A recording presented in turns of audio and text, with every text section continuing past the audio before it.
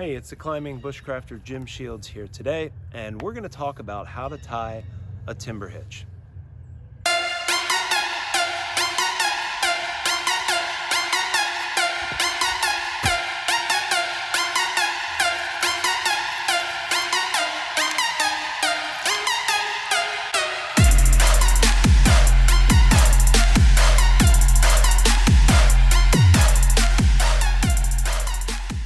So the timber hitch actually is not a knot, it's technically a hitch.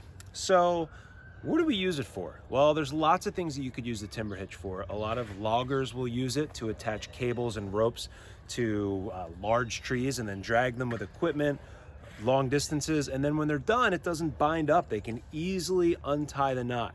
And that's the reason I like the timber hitch, because we could tie it off to a tree here, put it under tremendous force, and then it unties really easily. So let's take a look at the timber hitch. So I have a piece of 550 paracord right here.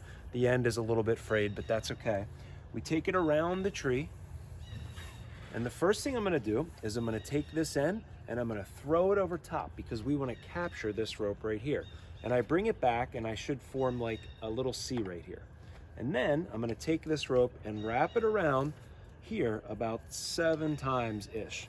That number can change, it really doesn't matter, but if you go too little times, it could come undone. After you tie it about 7 times, you don't want to just pull on it, because you don't want this V right here. It's hard to see with the camera, but I'll show you up close in a minute. You want to slide it back so that when you pull it, all these wraps are against the bark of the tree, so that I pull tight here and it doesn't move. Now, I could put this under as much force as I want, and then when I'm done, I let go, I just come right back, and this never gets tied up in any sort of knot, and it comes undone super easy. Now, another way that you could tie this timber hitch is a really cool secret that I learned from a guy when I was trying out for Alone Season 3 named Cyrus. He was watching me tie a timber hitch, and he said, "Why don't you just do it like this?" And I remember that, and he just took the rope and he made a bunch of twists, about 7 of them, like this. And then he wrapped it around the tree. And he came back and he just brought this end through, slid it back, and he created a timber hitch. The same thing. That way is probably a little bit easier. And if you're using the timber hitch with your lashings and some of that stuff, as opposed to a clove hitch, it's quicker to get it attached to some sticks.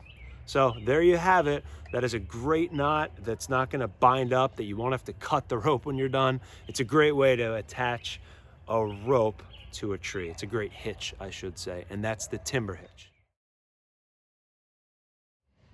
All right, so I'm going to give you an up close of what it should look like.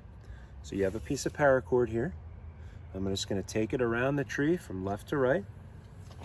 I'm going to take this top end, throw it over the bottom, and then I'm just going to wrap this end, the working end, around this about 7 times. 1, 2, 3, 4, 5, 6, 7. Then I pull this tight, and again I slide it back so these wraps are against the bark. Very important. And then you see this, pull on it, let go, and it comes undone. Very, very easy to come undone. Here's a common mistake that people will make when they're first learning this knot. They'll take the working end, and instead of capturing this rope, they will take the working end and they'll just start wrapping it around this end. I see a lot of survival students who do this. They wrap it around 7, 8, 9, whatever times, and then when they pull it, it doesn't stay. So that is one of the common problems we see. Here's an alternative method, like I was telling you, of how you could tie it. Just take this rope right here and you make a bunch of wraps. Doesn't really matter. The more the better, probably. Okay. Wrap it around the tree and you have this little bite on the end. Take your long end, go through that bite. Now you have to bring the entire rope through. Once you get it through, there you go, it works. 2 different ways to tie the timber hitch.